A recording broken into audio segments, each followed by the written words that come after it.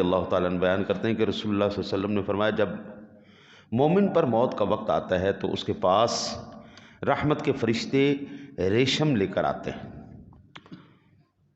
بڑا سا تھال ہوتا ہے جی، اس میں ریشم، جنتی ریشم ہوتا ہے، جنتی ریشم. یہ دنیا کا ریشم بندے پہ حرام ہے، وہ جنتی ریشم ہوتا ہے. فرشتے لے کے آتے ہیں اور کہتے ہیں اے روح نکلو، اور اس حال میں کہ تم اللہ سے راضی ہو اور اللہ کو تم نے راضی کر لیا.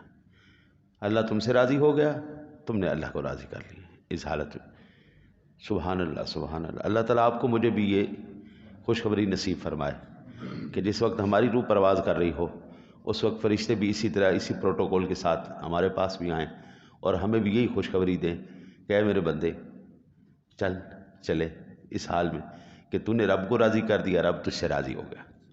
اور یہ پروانہ جب ہمیں ملے گا سبحان اللہ، مرنے کا بھی مزہ آ جائے گا. ہاں تو کہتے ہیں کہ تم پر اللہ کی رحمت اور خوشی کی طرف نکلو اور اللہ کی رضا کی طرف نکلو، پھر روح کی مشک کی پاکیزہ خوشبو کی طرف نکلتی. جس طرح کوئی ساتھی خوشبو لگا کے آئے نا جی، تو جہاں سے وہ گزرتا جاتا ہے نا جی.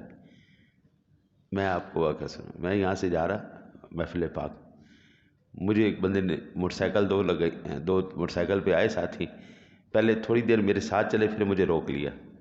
مولانا روکے کیا ہوا؟ یعنی آپ نے کون سی خوشبو لگائی ہوئی ہے؟ وہ خوشبو لگی نا، ہر ساتھی نے پوچھا کون سی لگی. جب بندہ مومن کی روح نکلتی نا، اسی طرح اس سے بڑی پاکیزہ خوشبو نکلتی ہے. پاکیزہ جسم میرا ہے نا، تو پاکیزہ روح ہے، وہ جب نکلتی ہے تو خوشبو پھیلتی ہے، حتیٰ کہ بعض فرشتے اس خوشبو کو سونگھتے ہیں اور لیتے ہیں اور اس کو آسمان کے دروازے کی طرف لاتے ہیں. اور آسمان والے کہتے ہیں یہ پاکیزہ خوشبو کس کی ہے یار؟ جی آج بھی اچھی خوشبو ہو نا تو پوچھتے ہیں لوگ ہاں یہ کیسی خوشبو ہے، کیسی خوشبو.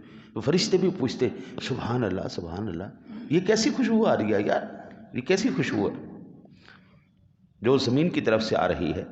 پھر وہ اس روح کو مؤمنین کی ارواح کے ساتھ ملاتے ہیں. یعنی ہمارے جتنے بھی ایمان والے مسلمان بھائی جن کے لیے ہر وقت ہم دعا کرتے ہیں ربنا اغفر لی ولوالدی وللمؤمنین یوم یقوم الحساب، ہاں جی، پھر وہ عالم ارواح میں ہوتے ہیں تو ہماری روح کو بھی پھر انہی نیک روحوں کو عالم برزخ میں ان کے ساتھ ملا دیا جاتا ہے. اور جس طرح ہم ملاقات کرتے ہوئے خوش ہوتے ہیں نا جی، ہم ساتھی دوست کافی عرصے کے بعد ملاقات کریں تو خوشی ہوتی ہے، اسی طرح جب وہ روح ملتی ہے تو اس طرح ملتے ہیں جس طرح بچھڑے ہوئے دوست ملتے ہیں. روحیں بھی جنتی روحوں کو ملتی ہیں. ہاں جی، یہاں میں ایک موٹی سی مثال دیتا ہوں. میری مسجد کے نمازی ہیں، یہاں پہ اب کئی ساتھی فوت ہو گئے جو نمازی تھے، بڑے پکے نمازی تھے، تشریف لاتے تھے، نماز پڑھتے تھے. مجھے کافی ساتھی یاد ہیں. ایک قاری صاحب وہ بڑی محبت کرتے تھے، اللہ تعالیٰ، قاری رشید صاحب فوت ہو گئے. اللہ تعالیٰ اس بندے کو جنت الفردوس میں جگہ عطا فرمائے. بڑی نیک روح تھی وہ. اور جب میں جاؤں گا تو پھر ہم آپس میں ملیں گے تو صحیح نا، ہیں جی. اللہ اگر میرے اعمال ایسے کر دے، مہربانی مجھ پہ کر دے، اگر مجھے اللہ تعالیٰ نے خاتمہ ایمان پر نصیب فرما دیا تو انشاءاللہ تعالی العزیز پھر جنت تو ہے. ایمان پر خاتمہ ہو گیا اس کے کرم سے تو پھر انشاءاللہ جنت تو ہے. پھر ہم جب ملیں گے تو یہ ایک عرصہ ہو چکا ہوگا، او میرا یار آ گیا، او قاری صاحب مل گئے، سبحان اللہ. ہیں جی، ملاقات کر کے ہم خوش ہوں. پھر وہ اس سے پوچھتے ہیں، پھر اس روح سے پوچھتے ہیں، پہلی روح ہے، او یار فلاں شخص کی سناؤ کیا حال ہے. اور وہ بھی تھا ہماری مسجد میں، تھا یار اس کا سناؤ یار. وہ کہتے ہیں یار چھوڑو یار، دنیا داروں کو چھوڑ یار، اب دنیا کی کیا ٹینشن لینی، دنیا داری چھوڑ. اچھا پھر وہ کہتے ہیں یار فلانے بندے کا سناؤ. تو وہ پوچھتے ہیں کہ کیا وہ فلانا بندہ نہیں آیا؟ کہتے ہیں نہیں، وہ بندہ نہیں آیا. تو وہ کہتے ہیں کہ اس بندے کو اللہ تعالیٰ نے شامت اعمال کی وجہ سے دوزخ میں ڈال دیا ہے، اس بندے کو دوزخ میں ڈال دیا۔